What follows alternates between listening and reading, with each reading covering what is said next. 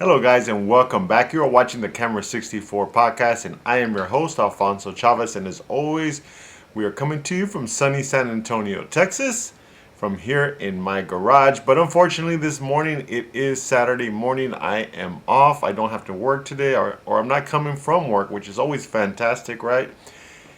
But today it is raining very heavily outside. So I'm going to give you a little bit of a warning. If you hear any thunder or lightning, that is what is going on outside. There's plenty of rain going on in the area, and also north from where I work at, which is in Spring Branch, Texas. They're getting a lot of rain down there as well.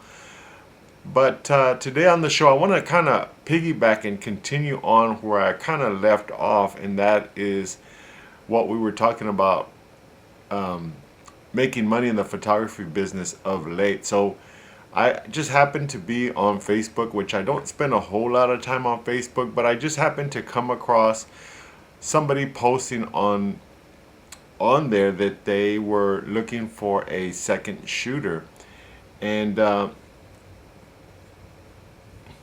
having a second shooter can be advantageous in a lot of ways.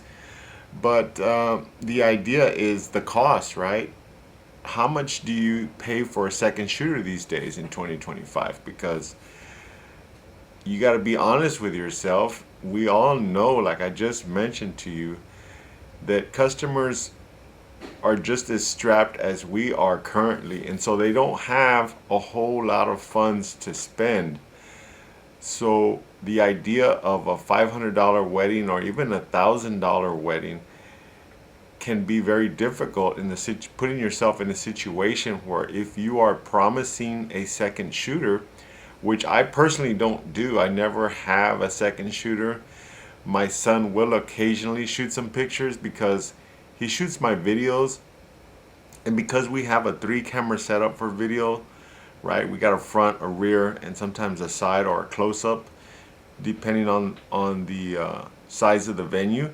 He will have a camera too alongside of him, and sometimes as the event's going on, there's things happening where I'm over here. I might be adjusting a camera, or might have an issue over here with a guest or something like that along those lines, and he might be in an area where that's advantageous for taking a photo in that particular moment, right, or that situation.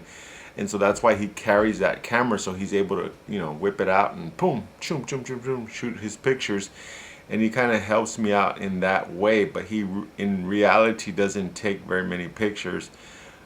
If he pulls out 50 or 60 pictures, that's a lot for him, because he normally does not do that, because his main job obviously is doing the video.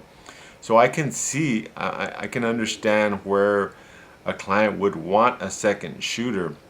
And the problem is that they don't want to currently pay for the first shooter, much less a second shooter. So again, it all comes down to budget, right? We all absolutely, I mean, we want to. I mean, I personally do. I can't speak for everybody, but I would imagine that if you're in business doing this as a business, you want to provide to the client the best possible experience. Now, having a second shooter would absolutely improve the experience that they're going to have, and it's also going to improve the final product as well, obviously. But the fact is that if you don't have the budget and they're not willing to pay a little bit more in order to have a second shooter, can you afford it? Because let's just say, as an example, and I don't know what most people are charging in different markets. I mean, I'm here in San Antonio, Texas, obviously, and for the most part, if you start off, and that's why I have a website.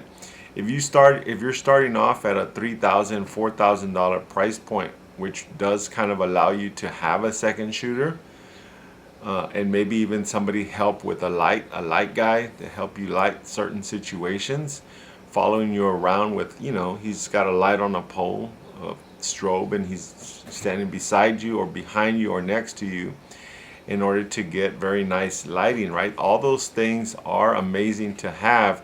We definitely want that, no question. But can we afford that? That's the question. Can we afford it at the price that they're paying? So if they are only willing to pay $1,000 and they're expecting photo and video, now that's two people minimum. So how are you going to break up $1,000 within two people? It's very difficult, right? Now the fact that it's my son, we kind of have a deal set up to where I help him out and he helps me out. So it works for us because I scratch his back, he scratches mine. But if you don't have somebody that is willing to work inexpensively, then it can be a problem. It absolutely can become a problem. And so if you're hiring somebody, I mean, how much is a good rate for them? $100? $100 an hour? I don't know, because if you're shooting most events that we shoot are between 6 to 8 hours. It's very rare that we have events where they want you just to cover the hall. And even covering the hall, right?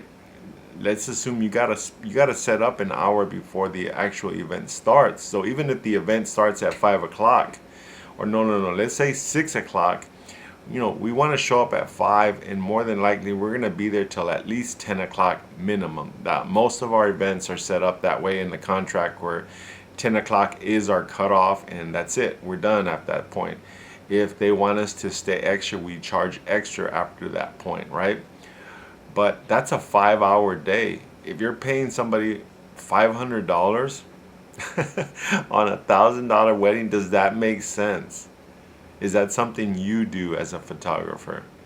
Because then that only leaves you $500, and you're the one that had to set up the contract. You're the one that had to meet with them beforehand. You're the one who's going to be responsible after all the pictures are returned back to your computer. You got to do the editing. You have to set up your galleries and manage the galleries as well, because we all know that the galleries are awesome, but the fact is a lot of people don't know how to work it, even though it's so simple, so easy. The layout is very very easy to navigate, right? That's because that's what we spend the money for, to make the experience easy to navigate. But even with all those things in place, I promise you, they will still call you. They're going to have questions. How do I download? How do I find the galleries within galleries, the folders? They always call you guys. Always. So I don't know. You tell me, what are you guys doing? Because do you have second shooters, or are you just single shooting like I do? I single shoot a majority, probably 95% of the time. The only time I don't is like my son is currently in Dallas. He's going to be there for a while. So I have events coming up. So I might need to hire somebody, but even hiring somebody, that's going to cost me some money. I'm going to lose out on some of the profit. It's going to put me at next to nothing. I'm basically working for free again. Is free okay? I mean, is that the new way to do things? I'm just curious. Right? It's a frustrating topic, right? Because I mean, I want to pay the second shooter. I want them to be successful. I want them to make some money. But the fact is that if I'm paying them, it comes I'm the one who has to sacrifice for them. I'm the one who's got to take the cut, not them. They collect their money, go past go, and they don't have to worry about nothing else, right? They don't have to worry about editing pictures. They don't have to worry about dealing with the customer after the fact. None of that. I mean, that's just me thinking out loud, maybe, right? What are you doing? And not only that, but a lot of second shooters sometimes will misrepresent themselves as well. When you ask them, hey, do you know how to do this? Do you know how to do that? Do you know how to set up lights for the church for when we're going to shoot our groups? I might yell out some settings, because they might ask me, well, what are we doing here? And I might, I'll tell them, okay, the settings are 200th of a second, 5.6 at ISO 200, and put your flashes at 1/32. And they look at me like, what are you talking about? They have no idea what I just said. Do you understand? Is that, I mean, is that person worth it? I'm not trying to make fun of them. That's not what this is about. But if you're going to present yourself as a professional, you want professional pay, all this stuff, right?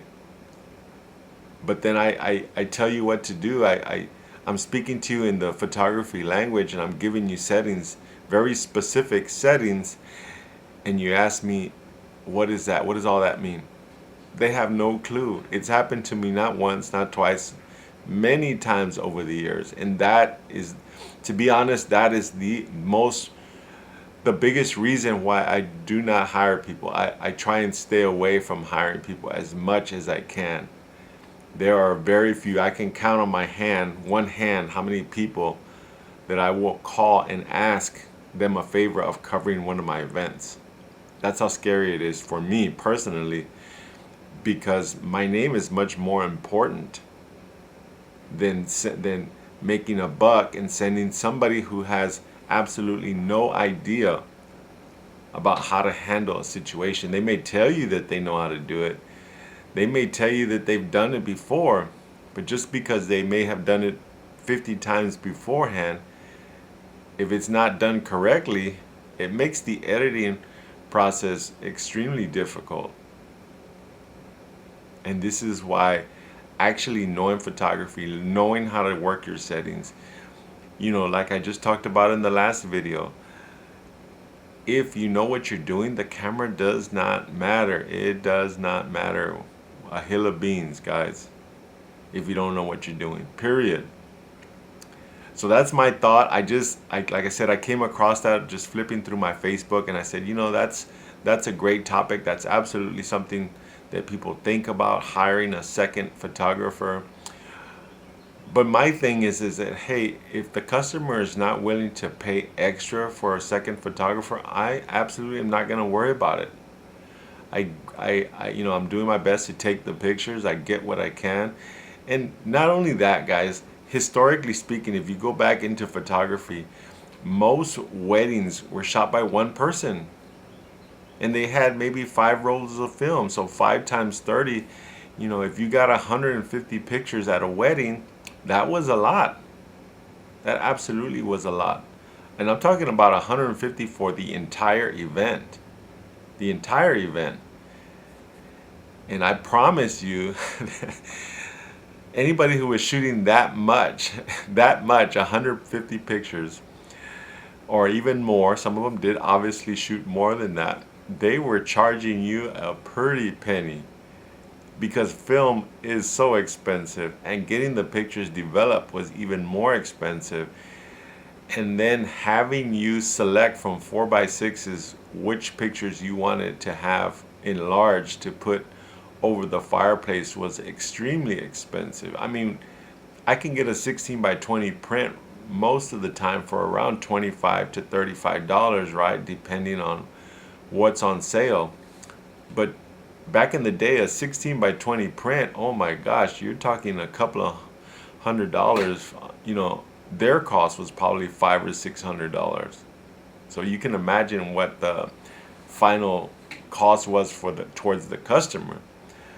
But that's my thought, and I know things are changing, guys. I'm old. I'm an older gentleman, right? I've been doing this for a very long time, and I know things have changed. But photography used to be extremely profitable. Even when I started, it was extremely profitable. It was not uncommon for you to do a wedding for $4,000, $5,000, and actually have an amazing profit. But the fact is that that's not the case anymore. And there's a lot of photographers out there, and I have nothing against other photographers. Absolutely not. I say there's enough work for everybody. And if you're willing to work for $500, go for it. I mean, I would advise against you doing that, not for my competition, because to be quite honest, I'm not very competitive anymore. But I'm telling you because I want you to be profitable. I want you to succeed. I want you to be able to make some return on investment from your camera and your photography gear. That's the whole idea. That's the true point behind it all, right? is I want you to be profitable and you to be successful for your family. If, that's if profit and company is business is your ultimate goal. Now, if you're just a hobbyist who enjoys taking pictures and you're doing it for fun, then I say go for it. Have fun. Shoot for free all you want. Just be clear, right? Just be clear. What are your goals for your photography? That's all I'm saying. But that's been my show, guys. And if you've listened all the way to the end, if you've come all the way to the end, I want to ask you for a subscription. Subscribe. I know it's somewhere down there. Again, I'm getting turned around. I think it's on the left hand side, which would be my right hand side. So it'd be right here, I think. If you would subscribe, if you want to come along on this journey, I'm really turning it up. I want to make YouTube a successful thing for myself. Not to make a ton of money, but I just like the interactions. I enjoy talking to you guys. And I think photography has come a long way, and I think it's got a long way to continue forward. We need more people out here telling their stories, sharing their adventures, and taking good pictures, right? Because we can always have more of you guys out here. If you want to visit my page and take a look around and see what it is that we do, our website is camera64.com. You can visit there. You can drop me an email there as well. And if you could give me a thumbs up and a like, that would be greatly appreciated. We do accept thumbs down, but you must explain yourself. Why is it a thumbs down? So I can learn and I can hopefully get better to turn that upside down thumb into a right side up thumb. That's the goal. But that's been my show for today. It's a rainy Saturday here in San Antonio. Go out there, enjoy, and we'll catch you in the next video. My name is Alfonso Chavez. Take care. Bye-bye.